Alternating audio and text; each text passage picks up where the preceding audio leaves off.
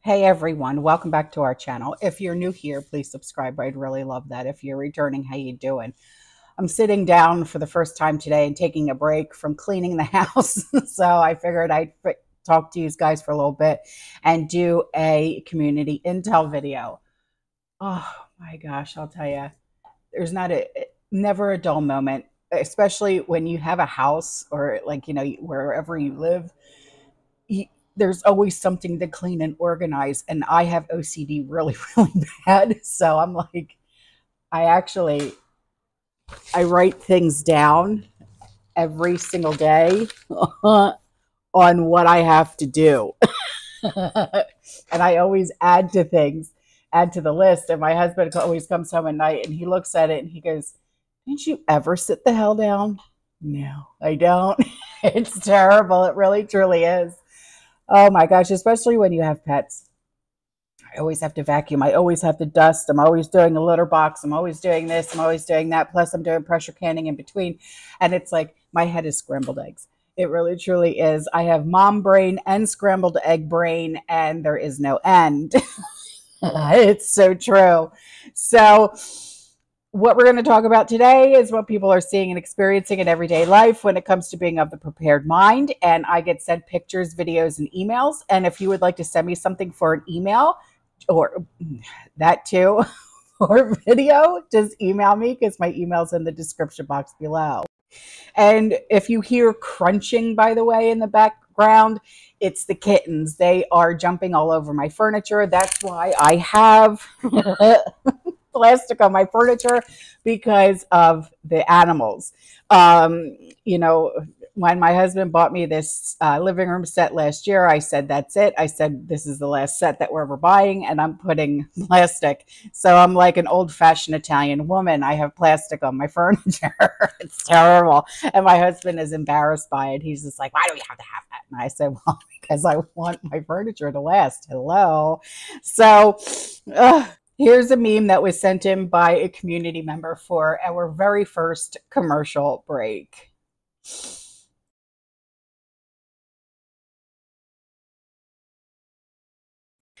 And here is a link that was sent in by a community member. She said, watch CME warning, get ready for solar storms, prepare now. Thank you. And here's another link that was sent in by a community member. And she said, oh my God, it is happening. Leave the world behind. Yes, I know. All these different states, no internet. I was reading the comments. It's crazy. And then she left a link for what's called downdetector.com. And I use Down Detector a lot because around here, even though we live in Tampa Bay area, something is always down, especially if you have Spectrum for your cable, internet, or phone. It's always down now. Oh, and they're always saying, it's maintenance. How much maintenance could you possibly need to do? I mean, this is every single day, and at least every 2 hours it's down. So here's something that was sent in by a community member, and it is about a recall for Quaker bars cereals. Quaker Oats Company said Friday that it's recalling granola bars and granola cereals sold across the U.S. because they could be contaminated with salmonella. They were sold in all 50 states, including Puerto Rico, Guam, Saipan. According to Quaker Oats, no other Quaker products are affected, the company said. Salmonella can cause serious illness if it enters the bloodstream, especially in young children and the elderly and those with a weakened immune system, which would include me. And I always have granola bars in the house, but I don't buy Quaker brand. I buy store brand. But we all know that the bigger companies make the store brand product and just put like Great Value or Kroger name on it or whatever the case may be. So I will leave the link to Quaker granola recall.com in the that too description box. God. So here's an email from a community member, and she said, this is encouragement for everyone. She said, Times are tough for everyone and going to get harder as time goes on with finances. I've been focusing on learning new recipes and way to stretch our meals. Same here. Um, that's why I've been doing, like when I pressure can, I've been doing meals in a jar and things like that. If a recipe calls for a pound of ground beef, I'll do half a pound of ground beef and then I'll add lentils in. And honestly, you can't tell the difference. You really can't. She said, we are saving all of our change in various jars, working on smaller bills. And yes, we have to get into the smaller bills, but we just keep plugging on. Try not to let things discourage you. All of us are feeling it one way or the other, and it will take time to adjust, but we can get through it. We have had a rough year and have been working so hard on improving our credit, and that went down the drain with interest rates. Yeah, girl, believe me, I'm feeling it just like everybody else. I really, truly am. I'm trying to pay off my debt, and it's like, it seems like because the interest rates are so high now, it's like, okay, well, my monthly payment is $30, so I'll send in $40, but it's like it feels like only $5 goes towards the principal. So believe me, I know. She said, so things are not great here, keeping up on bills, etc., but we are doing our best, and that's all anyone can do. The Lord will help see us through when things like this um, it's too much. Talk to him and he will help everyone get through this. I hope this encourages someone who is feeling down and frustrated. We got this. Yes, we do got this. If not individually, but as friends and family, community members. That's why I always say this community is one of the most tight-knit communities I have ever come across. And I am so proud to be a part of it. And, you know, we can always count on each other if ever any one of us is in need. One of us will always step up. If not two or three of us will step up. So here's an email from a community member with some really beautiful pictures. She said, hi, my dear, Williamsburg, Virginia, Busch Gardens. Okay. I was just like, you're coming to Tampa? Let's have coffee. She said, still canning today. Hugs and love. You are doing awesome. Also in your canning adventures. My seventh grandbaby, my Tony Angel, named after my twin son, Tony, who passed. My son, Greg, twin, and I and John. Oh, honey, I didn't know. I also had a child who passed away, so I know that feeling. It's not easy. And they always say it'll get better with time. No, it doesn't. You know, believe me. I even had a therapist tell me, just have another child. Okay. Thanks for the information. I'll never be back to see you ever again. Oh my God. But look at these beautiful pictures from Busch Gardens. And I haven't been to our Busch Gardens in a while, only because, you know, honestly, it's so flip-flop and expensive. It really, truly is. There is one place that we always go to during Christmas time. It's here in the Tampa Bay area, and it's called Wiregrass. And it's like a outdoor mall, if you will, and they always put on this beautiful Christmas light like show, and they have Santa Claus and stuff like that, and we bring the kids and stuff, and it's just so beautiful. And they have this one coffee shop. When I tell you, the people are actually from France, from Paris, France, and they moved here and they opened up a French coffee shop. When I tell you, the best coffee you will ever have in your life, yes.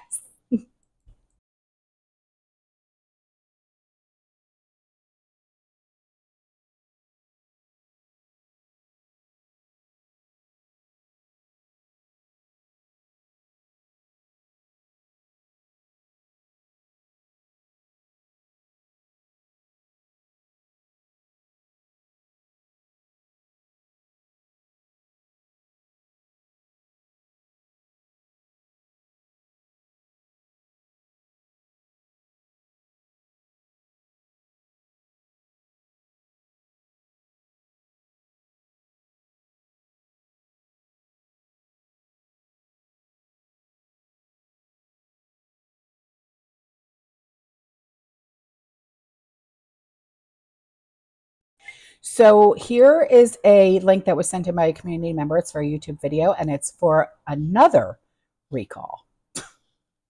So I got a few emails from different community members about Starbucks. Starbucks is being sued for fake food. Fruit refresher drinks are void of fruit. Drinks are made of chemicals and food coloring, no fruit.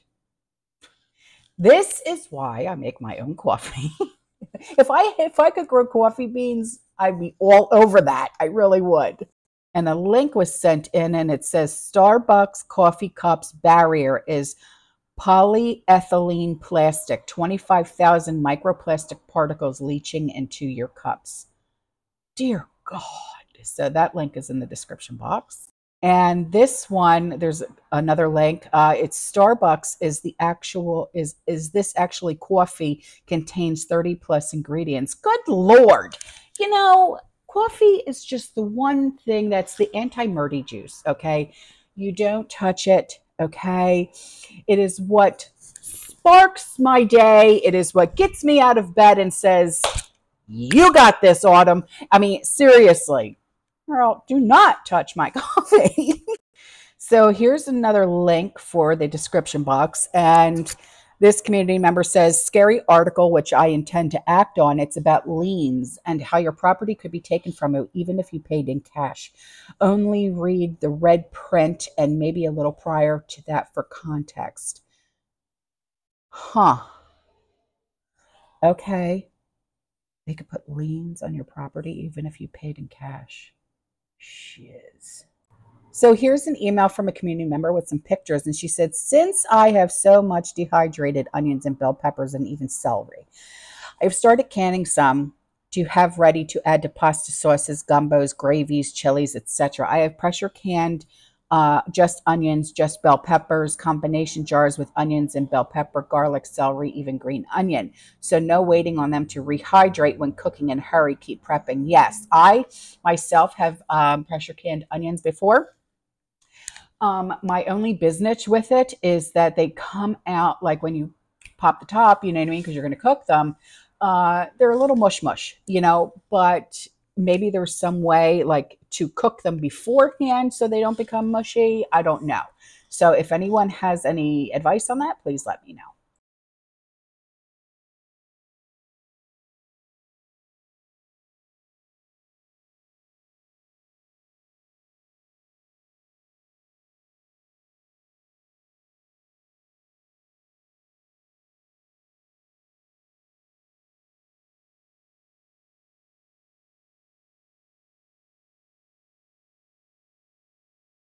So here's an email from a community member, and he said, hi, I love your channel. Well, thank you, sweetheart. He said, I like your info on pressure canning. I have been doing canning for about 5 years. A tidbit of info I saw in a video for preparing beans is to soak beans in a salt brine, 1 tablespoon.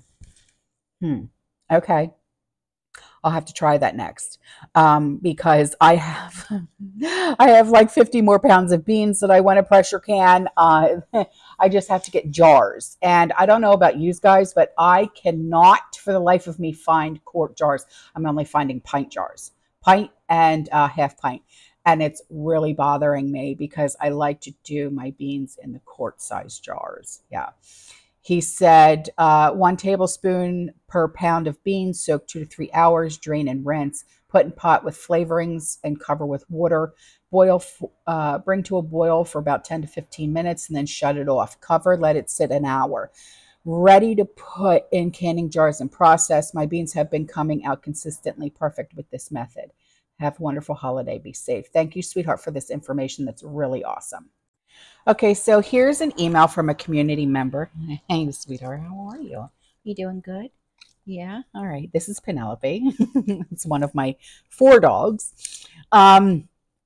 This email comes in from one of my besties. She's in California, and I always refer to her as my cupcake girl. Yeah, we like cupcakes, huh? Yeah.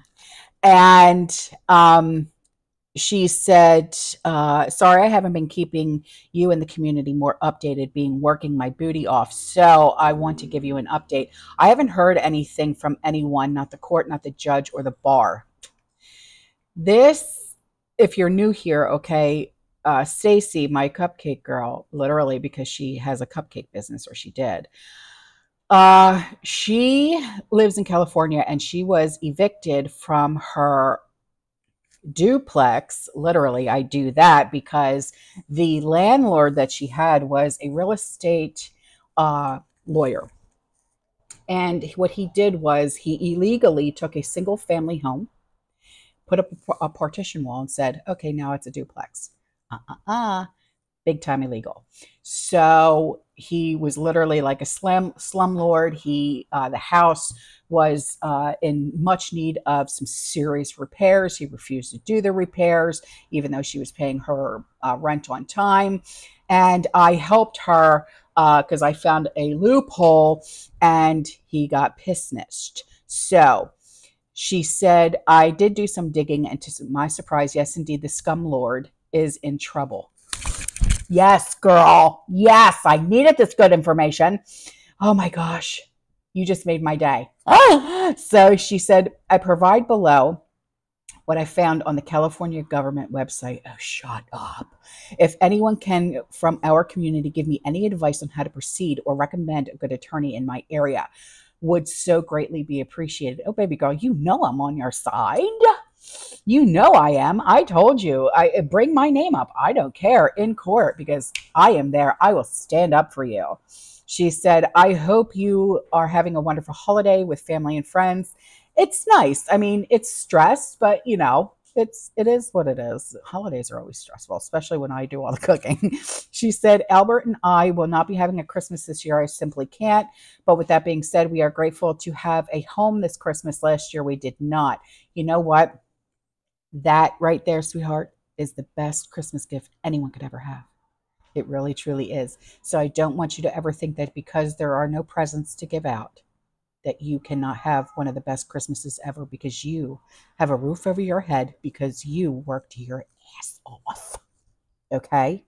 So she said, knowingly preparing false evidence or offering false evidence in a legal proceeding or investigation is a serious legal offense in California. In fact, it's a felony that carries a maximum penalty of 3 years in prison. The legal definition of false evidence. Offering false evidence to any type of official hearing, proceeding, or investigation is a legal offense under PC 132. Preparing false evidence is a legal offense under PC 134. According to the legal definition, false evidence is evidence that was submitted with knowledge that it was not true or prepared without knowledge that it could be used to subvert the legal process. That's why establishing intent is crucial for determining if someone is guilty of submitting or preparing false evidence. Let's say someone asks a photographer to alter for a photograph by adding a person to a group photo who was not there at the time that the picture was taken. The person tells the photographer that the picture will not be used on the company's website. If the person uses that photo to convince a police officer that he or she has an alibi for a crime that they actually committed, then they would be guilty of offering false evidence. In this scenario, the photographer would not be guilty of preparing false evidence because he had no knowledge that his work was being used for illicit purposes. False evidence that produced or altered any fraudulent or deceitful purpose can take several forms, including documents, receipts, video, email, NFTs, body tissue, photographs, text messages, social media content, physical evidence such as weapons, clothing, maps. When is it illegal to submit or prepare false evidence? Submitting or preparing false evidence is legally prohibited in any type of proceeding or investigation that's authorized by the state of California.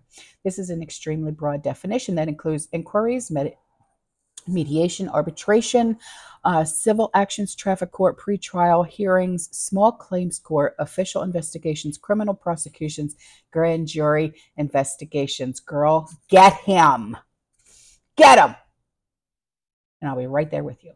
Love you. Okay, so I have 2 pictures that I'm going to show you, and then I'm going to show you video that goes with these pictures. And then I also have other videos that I'm putting into the video for you, okay?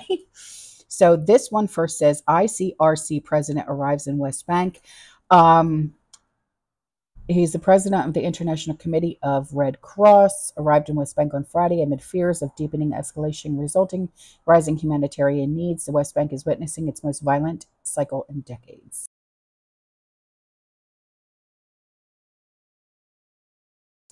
So then this picture says, it's very blurry. It says the leadership of the Palestine Red Cross Society to discuss effects on assist communities suffering from effects of conflict.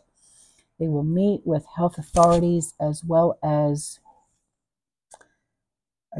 regulators, I don't know, of Palestinian detainees, I think that says, to listen and share with them the ICBC president efforts to gain access to monitor their treatment and detention. Huh.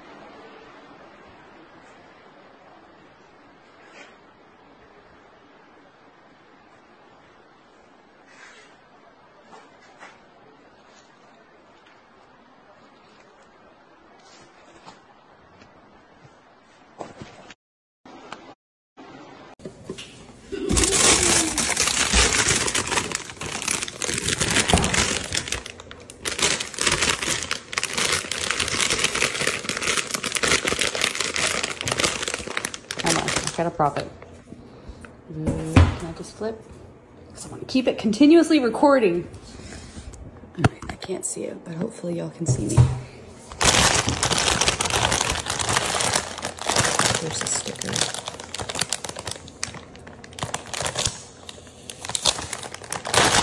Are you kidding me?